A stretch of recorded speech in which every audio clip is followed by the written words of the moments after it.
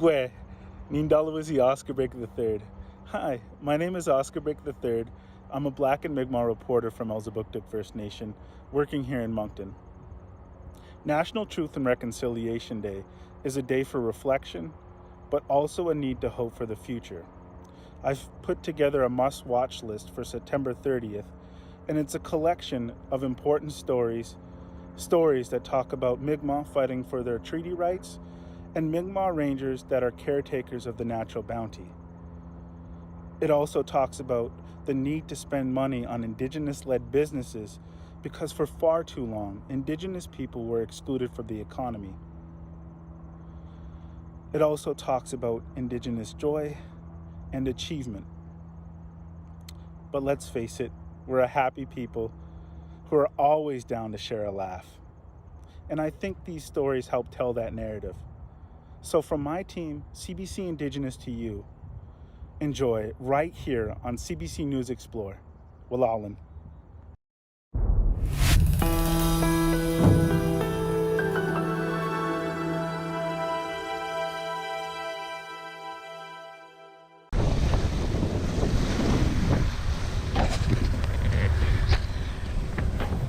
It's a long history in Atlantic Canada that guides these fishers.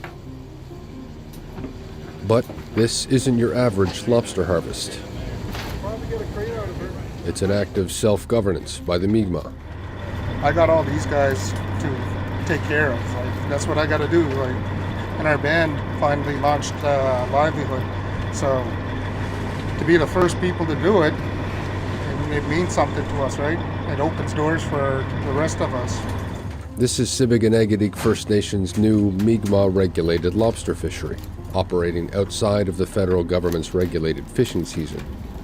It brings a new level of risk to a grueling and unpredictable trade that's lasted for generations here. We're trying to fish for a moderate livelihood. It would be good to make an actual living out of it, right? Like I have 7 children and I have to feed my children, right? Like commercial does do it, but I mean, I'm hoping that we can figure something out with the government. That way, we won't have to do commercial anymore, hopefully. The practice of lobster fishing has almost always looked like this, but the industry itself began to change dramatically in the late 80s and 90s. The inshore fishery is failing, not because of the inshore fishermen or the people that participate, but because of government policy.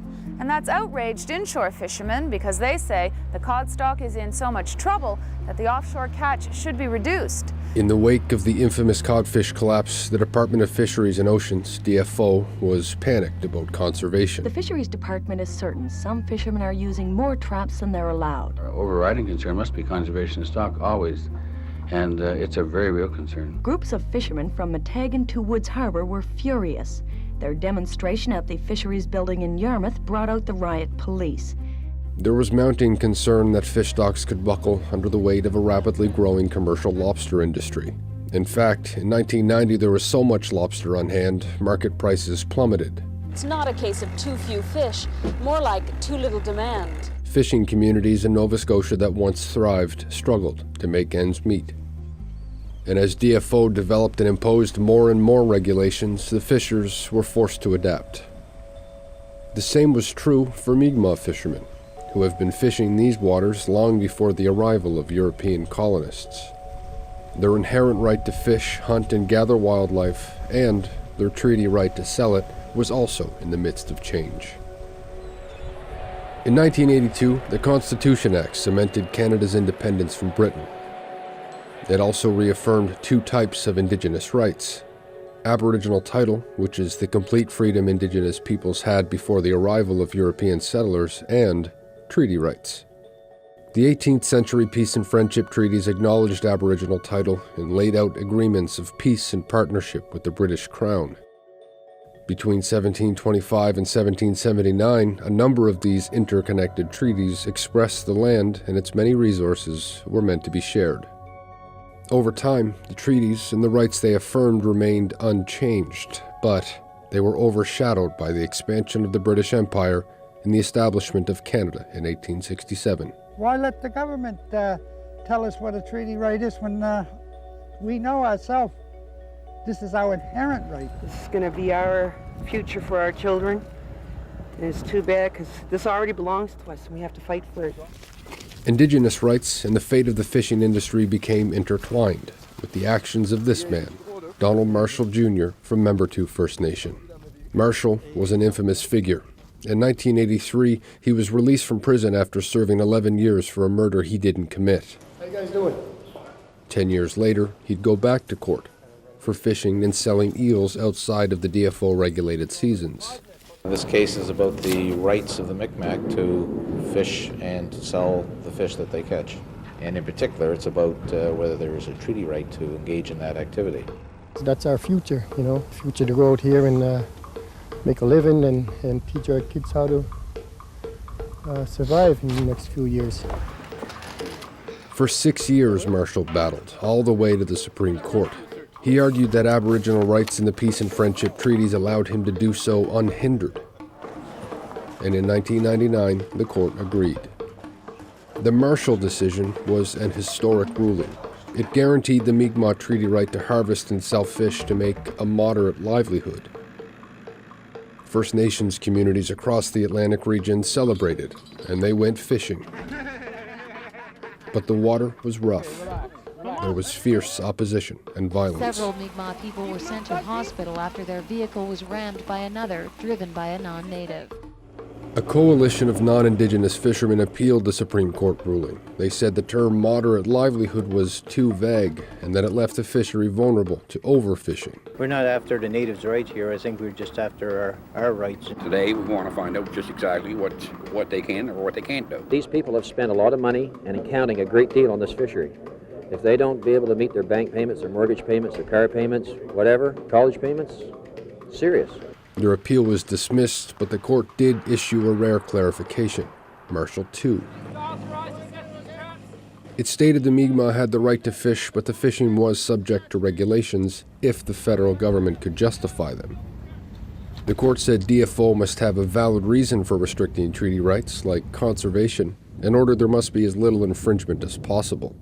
Jamie, you're being arrested for fishing lobster over season. The decision also compelled the government to consult the First Nation on any infringements, but the Mi'kmaq say that consultation never happened. The term moderate livelihood is still undefined. They want us to sign agreements which will affect our treaties, and we don't want to do anything against that.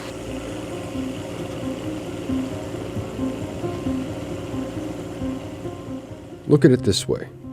There have always been Mi'kmaq fishers, these blue boats working in the lobster industry, which is regulated by DFO, these red and white boats. After the first Marshall decision, the Mi'kmaq began to fish outside of DFO rules.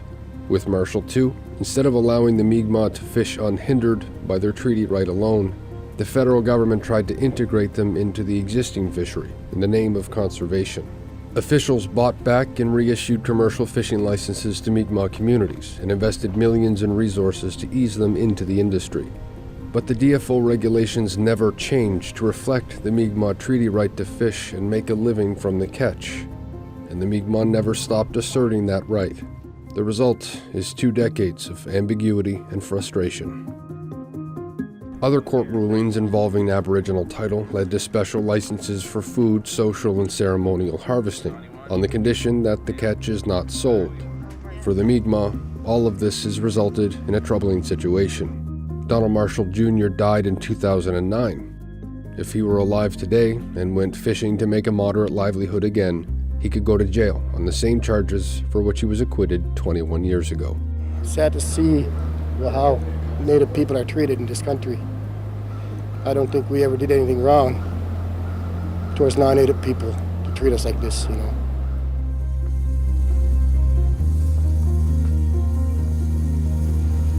After 2 decades, the Mi'kmaq Nova Scotia have decided they're tired of waiting for Ottawa's authorization. History seems to be repeating itself. But there are some unique differences in 2020. As a result of dramatic escalations in violence, and perhaps the infamy of past clashes between law enforcement and Mi'kmaq fishers, A temporary Supreme Court injunction is now in place to protect the Sibiganagadig fishers. There are now multiple moderate livelihood fisheries in the region, with more being developed. And in a $1 billion deal, the Mi'kmaq have purchased half of North America's largest commercial shellfish producer, Clearwater Seafoods. For non-Indigenous fishermen, they still fear for the future of their industry. Movements for Indigenous rights are sweeping the country, adding pressure to the current government. We recognize the rights enshrined in the Marshall decision, the rights of Indigenous peoples, and we will continue to work hard to defend them. But the fishers in Nova Scotia are reluctant to let anyone else decide their families' futures. And one thing remains clear. They'll keep fishing.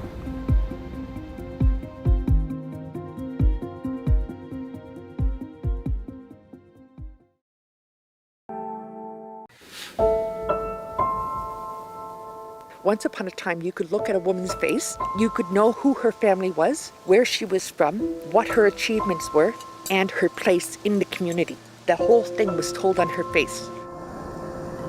The ancient practice of kakinit, or traditional Inuit tattooing, once banned and shamed, is coming into the light again. They are very personal. They are a part of me. Every single one of them means something. I got these ones here for being from Joe Haven. From there, I actually had my fingers done. These lines that are on my wrists are probably my most personal. There's one for my mother who has passed, so this is how I remember her. Jerry Sharp's tattoos represent Inuit folklore, traditional Inuit tools, and flames from a kullik, a traditional Inuit oil lamp. Each line, each dot, has a meaning. It gives me a connection to our history. For millennia, tattooing was a cultural practice for Inuit women.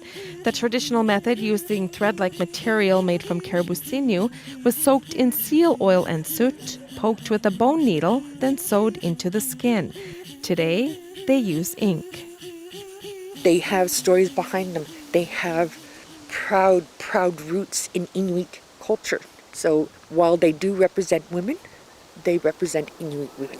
One of the elders. Jerry has fond memories of the women in her community that had traditional tattoos, rites of passage that told a woman's accomplishments. But nearly a century ago, the Catholic Church forbade them to speak of traditional practices, and it forbade Inuit women from getting tattooed. It comes with residential school, but mainly the church. The church said that they were evil, so there was a lot of shame around them, which resorted to women talking about them behind closed doors. Today, many Inuit women are reviving their cultural tattoos, like Tanya Roach. I chose the V on my chest because I wanted to look in the mirror and see something on me.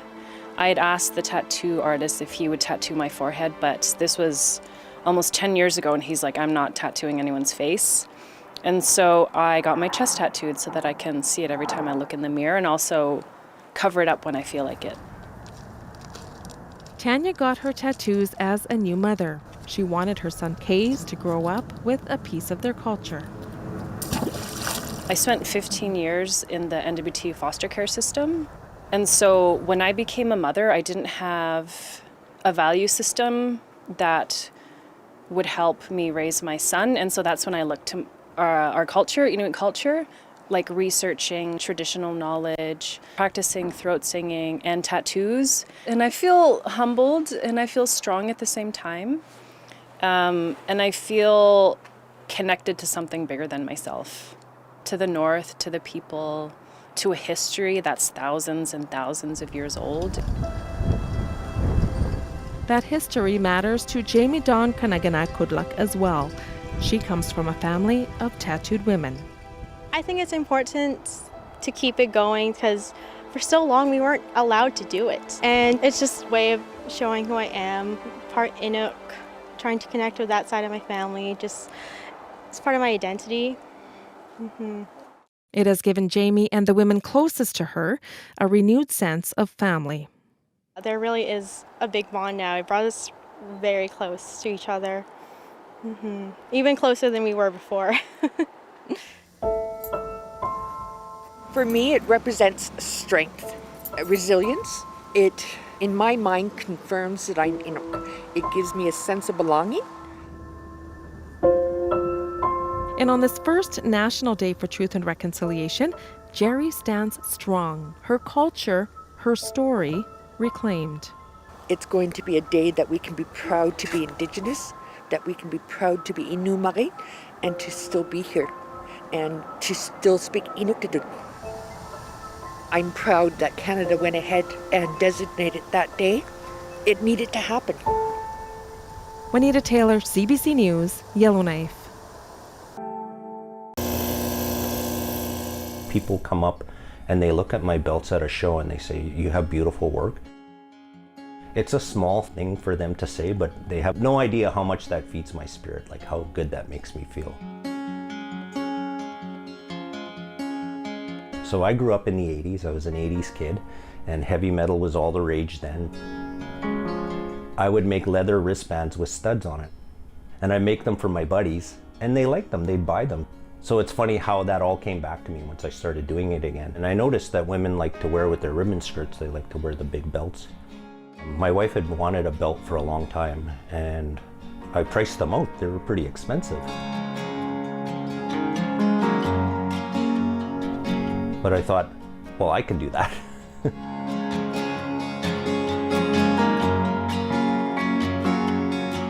Through part of my healing is, they said that you need to engage and work with all aspects of your being, and one of those being your creative side.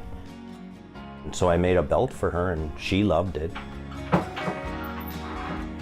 All of a sudden, my nieces and my sisters started asking me, can you make me one? And that grew, they shared it, and it just grew and grew. Because of social media, I couldn't keep up. The demand kept getting bigger and bigger and bigger. But what I came to understand is there's very few makers that make large belts.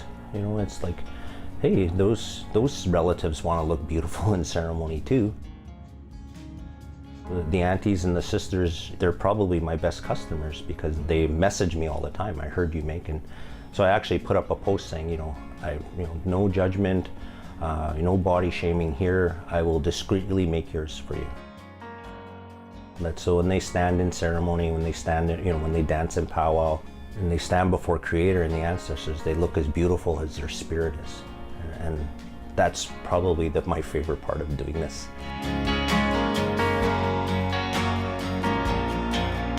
You can be anything that you want and do anything you want, and if it means creating beautiful things that started out as just a pile of materials, then you can do it.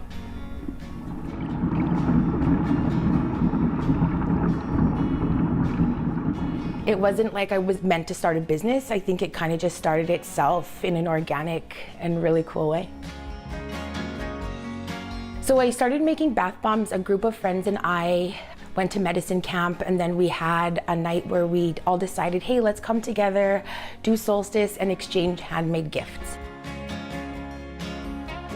So I spent a lot of time researching how I could make things out of the medicines that we gathered. And so that was kind of how I taught myself how to make those things.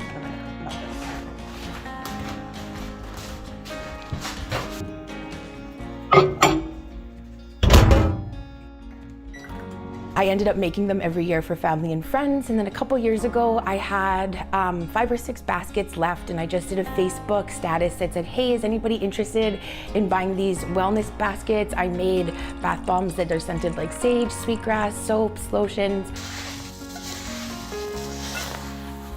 Those sold, I would say, like within 5 minutes, and then I got 30, 40 messages later on that day of people saying, can I get one, can I get one? And then remembering that time that maybe you went sweetgrass picking with your parents or your kukum. Really just having people remember who they are and embracing that and feeling good about that. There's been this incredible resurgence of Indigenous brilliance and Indigenous art and Indigenous handmade items. Every year, it seems to get bigger and bigger, which has been really exciting. People really honed their craft over the pandemic, and that's kind of what happened to us too. Supporting Indigenous means that the money that I'm spending is going back into the community, and that means everything to me. But it's not about making the money, it's about the cultural reclamation. It's about building healthy nations for our kids and the next generation.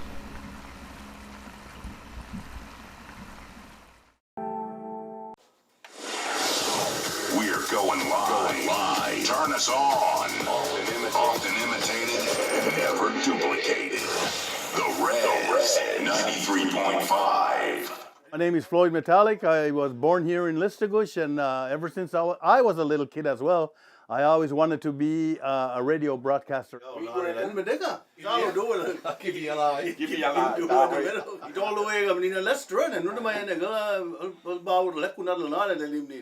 And it's good to just be able to go on the air and just talk to people and feel like, they're listening to you. Welcome to a Friday edition of CJRZ.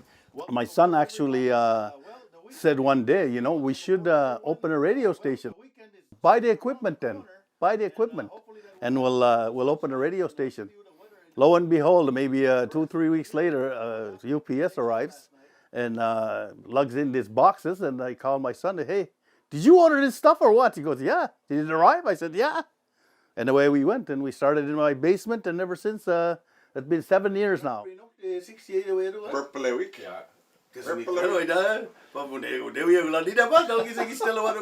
Mi'kmaq language is a passion for me. We grew up in a household where no English was spoken. I didn't know what English was. Ever since we started here, my passion was to get some people in here and start speaking Mi'kmaq. But at the beginning, it was very hard. Very hard. Next thing you know, we have people from Nova Scotia, we have New Brunswick, and people in the States. We had groups of Mi'kmaq elders in the elders' facilities in Nova Scotia.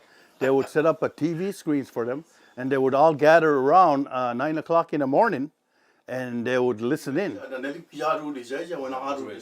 It's very rare that I meet somebody that speaks Mi'kmaq.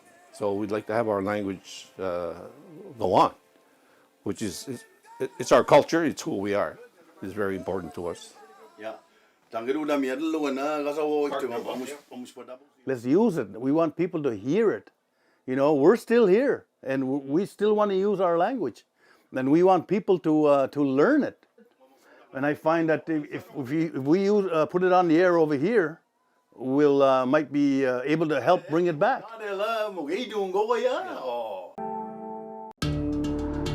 Danse, Anin, Boujou, hello, and welcome.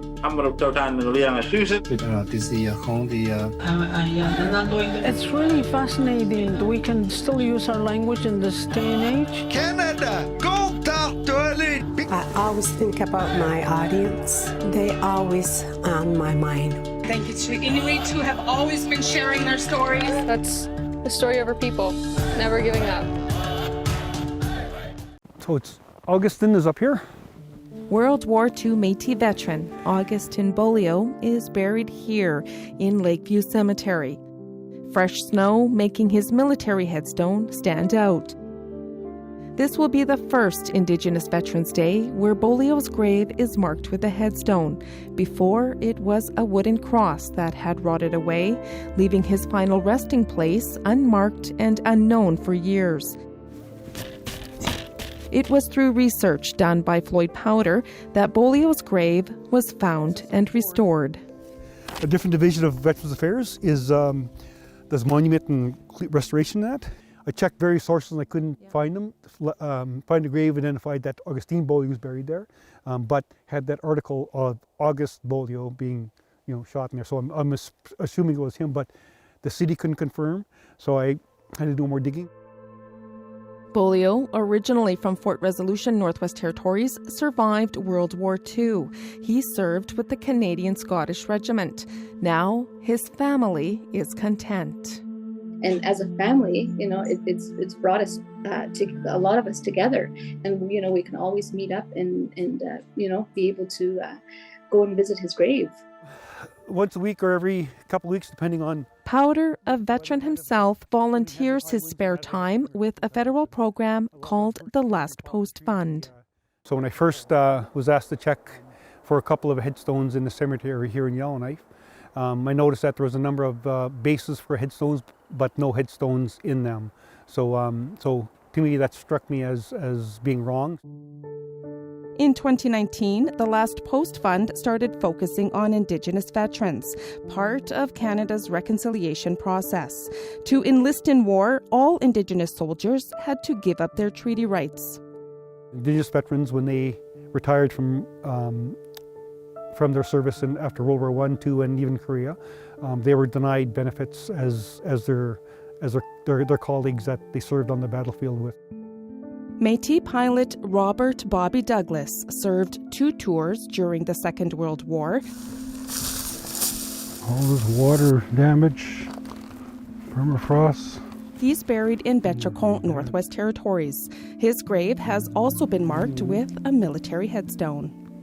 They were the forgotten soldiers of Canada, forgotten veterans.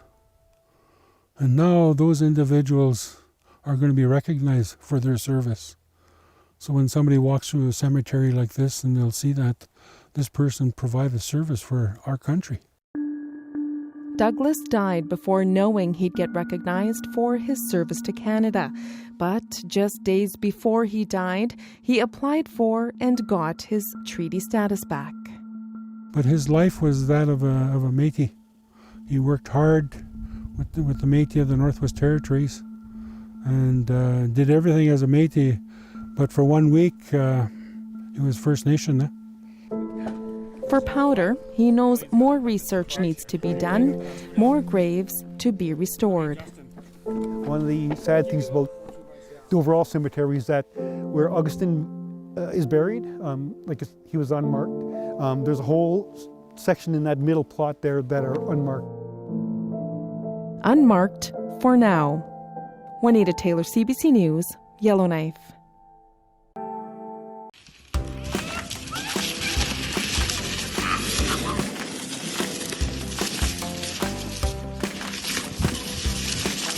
My kids weren't in sports because of COVID, so it was good to have the something for the kids to do outside, so they weren't stuck inside the house playing video games all the time.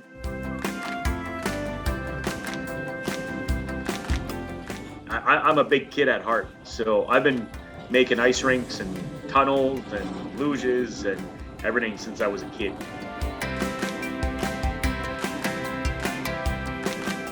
It was fun, really fun and fast.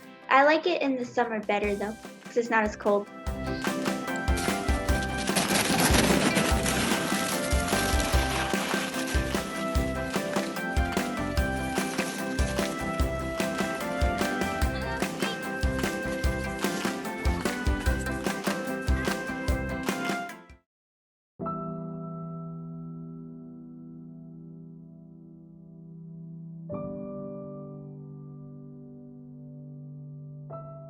When we talk about the Three Sisters and we talk about food and how important and how sacred food is to us, and that the sacredness of the food is because it is what nourishes us. It's what keeps us alive. It keeps everybody alive, food.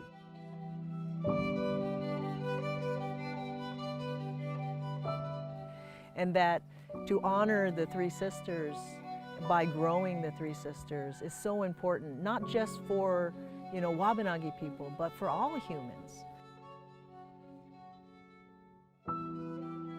That was our original foods that we would have cultivated.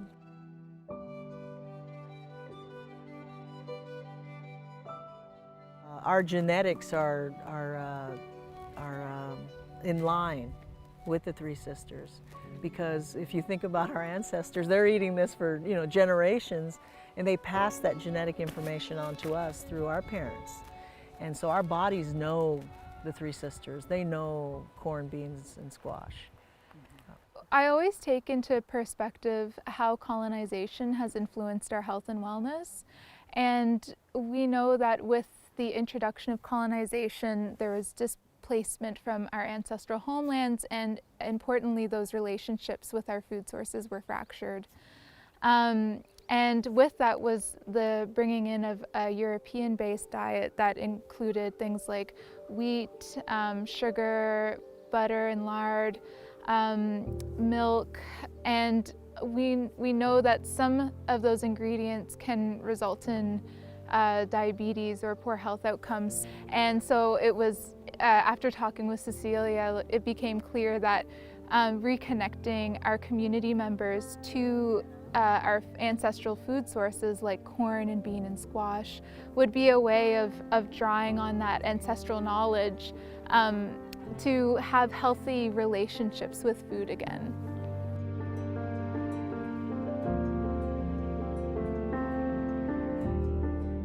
Cecilia started growing the corn, so that's the first of the three sisters, and the corn provides sort of a basis for the other, the squash and the beans to grow together. And so she grew that, and we came over to help repot the corn and put them in planter bags, and we're also planting the beans and the squash now. So they'll have a couple of more weeks to grow.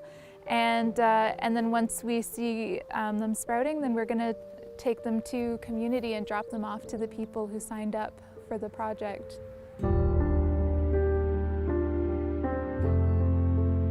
Right now we have 10 containers going out to each Wolastoqey community, and elders and those who are managing diabetes will have the chance to grow a mini Three Sisters garden in their backyard.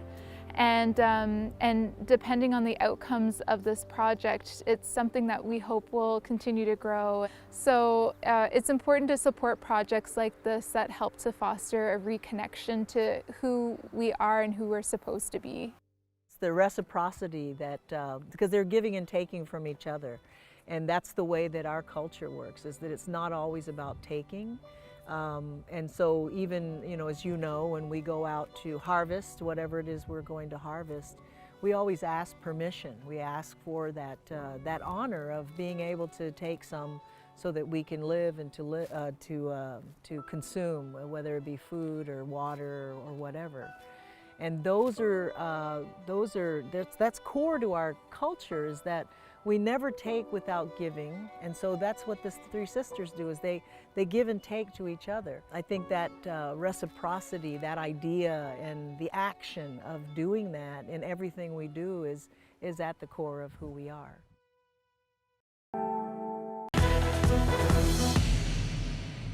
Happy birthday to you. It's great to see him so happy. My grandfather, my Gumisham, is turning 92. It's not an age many reach, especially here in Garden Hill. He's one of the few elders left from his generation. And almost the entire community has come out to honor him. I've brought my son Finn with me to mark the day. He has never set foot in Garden Hill, our home community, before.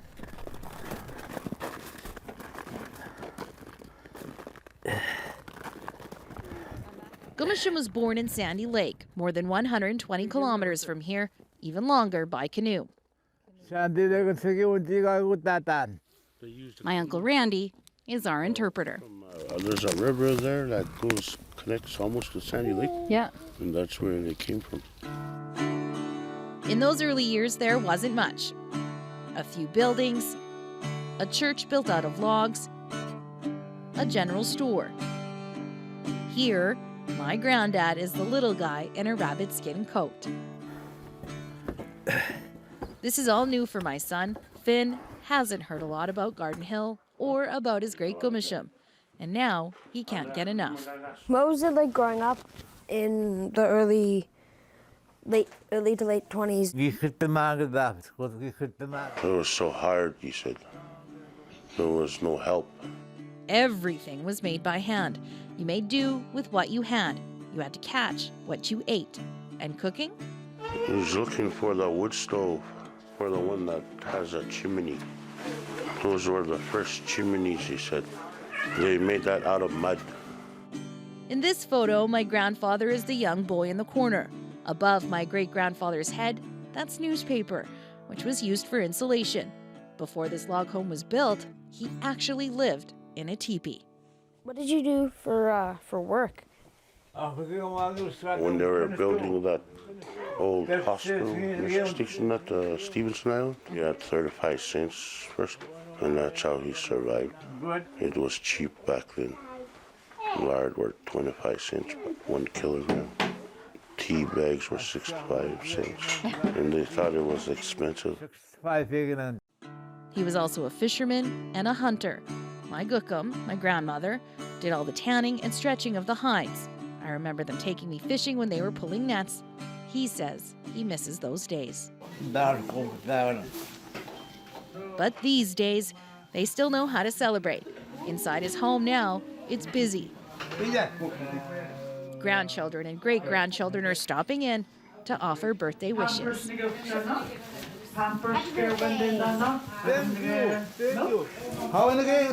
Gifts like a goose and a massive lake trout are much appreciated and reminds him of better days when he could get his own food.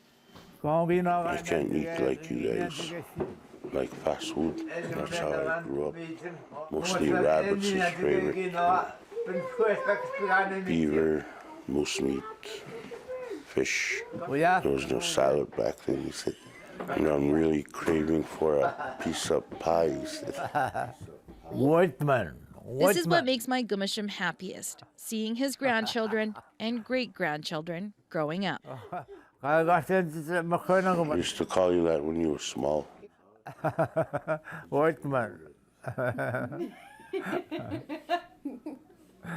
He says it with love.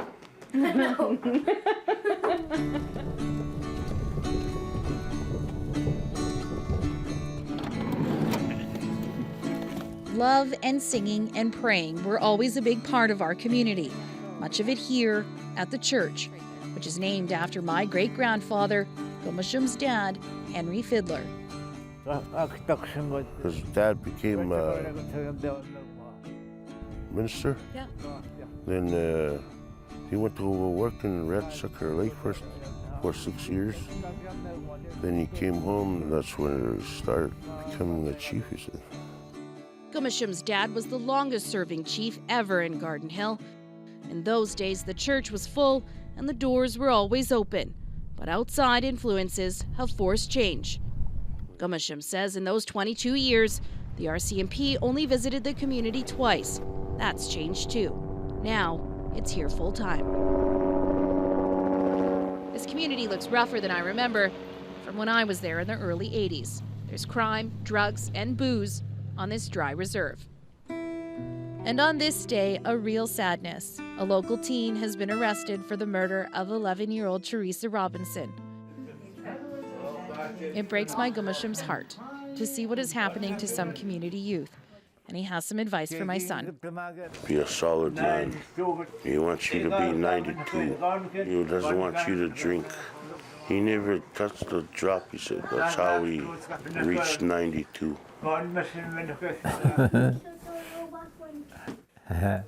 He loves you. The elders decide the sadness will not stop the community's celebration. It's just too important. It's in this small community hall that you see their strength, their resilience. This square dance is a gift from Gumasham, and it's what he's been looking forward to most. Their focus is on making this day great for the kids and having a little fun with the elders. I love the laughter. May the good Lord bless and keep you. Happy birthday to you. My Gumasham says he has been blessed. And so have we. It's been quite a trip home for all of us. Megan Fiddler, CBC News, Garden Hill.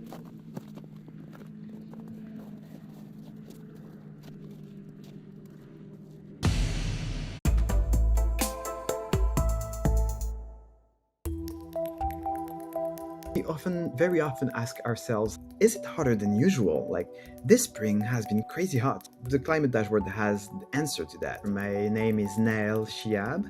I'm the senior data producer for CBC News. So the Climate Dashboard is like your weather app, but way better. First, you'll have an overview of what's happening in the country, the breaking records of the day. But then you have more information about your location, the current weather, the forecast, and then the historical trends and the projections to have an idea of, is the weather getting hotter than usual, and what is the future temperature-wise. When you're hearing that there's a lot of breaking records occurring, or a heat wave that is coming in, you'll have an idea of what's going on around the country. We have data for around 500 locations in Canada, and we'll be using that data to produce stories across the country as well.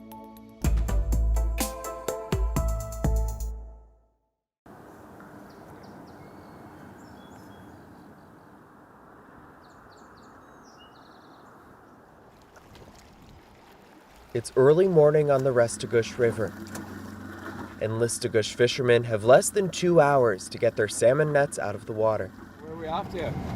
West End, we gotta check out that area first. Sherman Isaac is out on patrol. He's one of the Listigouche Rangers, working to protect the river and enforce conservation plans. Fishermen are limited to casting their nets 5 nights a week, from June to late July. Certain parts of the river are off limits and considered special protection zones. Oh, salmon's the way of life around here. It's our food, it's a necessity, and people feed their families. We're people of the land. We live off the water, we live off the country. We hunt, we fish, and we've been doing this for centuries. And you can almost smell the fish out of the water. When the birds are coming around, floating on top of the water and all of that, you know the fish are around. That knowledge is passed down from generation to generation, and I'm super proud of these guys for keeping it up and exercising our rights. The Rangers program emerged from the Listigouche community's long fight to protect their fishing rights. On June 11, 1981, 500 Quebec provincial police officers stormed the community to try and bring the salmon fishery to a stop. Equipment was destroyed and a dozen people were arrested. In 1993, Listigouche developed its own fishing law, creating the Rangers. Now other First Nations are looking to the program as a model they could replicate. Well, it's all a big step in self-governance.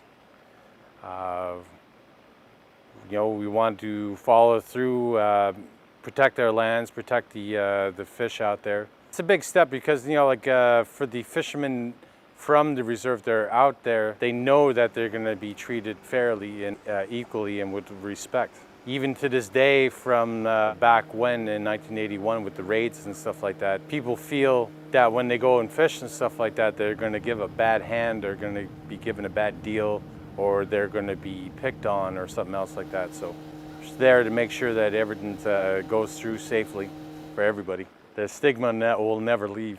We need to be able to recognize that we do have rights over here to fish and hunt. When there's violations, just to stop the violation and not go overboard. The federal government recently reached an agreement with Listigouche, officially recognizing the Rangers and upholding the treaty right for moderate livelihood fisheries. Like as First Nation people, we don't take in an abundance. We don't take more than what we need. It's just to feed the people. So a lot of fishermen out here today, they fish for people that can't fish. Say if there's any conflicts and stuff like that, you know how to communicate with each other since we're coming from the same community. So as soon as we have the blueprint plan, every other community we can outsource and give that plan to other communities so they can start to develop their fisheries and look after their own land.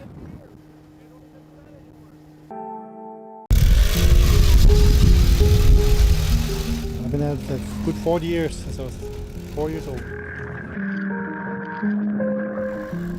My mom taught me. You grab the stick out of the shore, put a line on it, the hook, and we're fishing.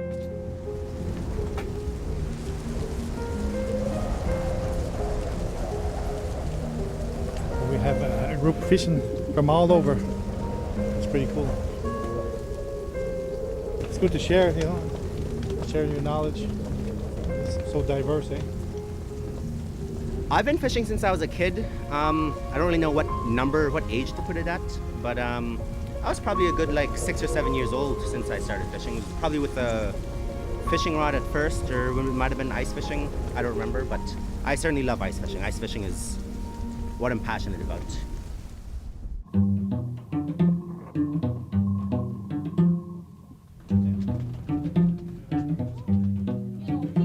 I really only learned Mi'kmaq culture through Maunay, and I took an Indigenous Studies class in first year. I took their traditional ecological knowledge class. Like I really love learning that kind of stuff in terms of history and like spirituality, and just the different practices I really enjoy. And you can compare almost everything to like Inuit and Mi'kmaq culture in terms of like hunting and fishing, you know. I came with 4 of my friends, so we had a full car coming up from Sackville. It was a nice drive. A little chilly today, but I'm glad we have the shelter. Ice fishing here. Oh, I got one. Ice fishing is really quick. You never know. I mean, you get one real quick here, I find. Whereas back home, it might take a little while until they start biting. I'm also surprised at how. Oh, geez, you got 2. I'm surprised by how shallow the water is in what we're fishing in and how little line we need. I'm excited to learn like other fishing practices that are done down here, like like the cross-cultural learning and teaching. That's like just really important to like have that inclusivity, and that sharing of knowledge is just really important for a number of reasons, you know. I made a couple jiggers for my friends yesterday. It's very different than back home. We'll use caribou antlers for ice fishing jiggers rather than like wood but then, you know, the fishing line, you know, the hooks are a lot smaller than what we use back home because our fish are quite a bit bigger than down here. But still, you know, they're just as important, just as tasty, just as yummy. And I can't wait to have a bite. On a roll. Oh, absolutely. Yeah, I love it. I could totally do it again. Just kind of hearing the stories, that's my favorite part of Indigenous culture, I think, is just that everything is like passed down orally. So I love hearing the stories of just like people growing up or what they were taught kind of thing. What was the best time for you of ice fishing? Today, I think it's just that everyone got a fish. I like that everyone got one. I would feel kind of like someone be left out, wouldn't want that. I've caught probably about, at most 10. I'd probably, make that 11, maybe? Really? Jeez. I haven't really been keeping count, but not as much as some of my buddies. It was really important because I just really like fishing, and I'm very thankful that Margaret and Patrick invited me out because I was in their class last year where we missed out on fishing, which I was very excited for, but I'm glad we get to make it up for today with my friends and make new friends with you guys. What's it like watching, you know, some people who've never fished before Actually amazing. It's amazing. And just hearing their stories of where they come from too, it's quite... So it's bringing back old traditions, right? They're lost. Sharing your gift, right? And this is one of my gifts.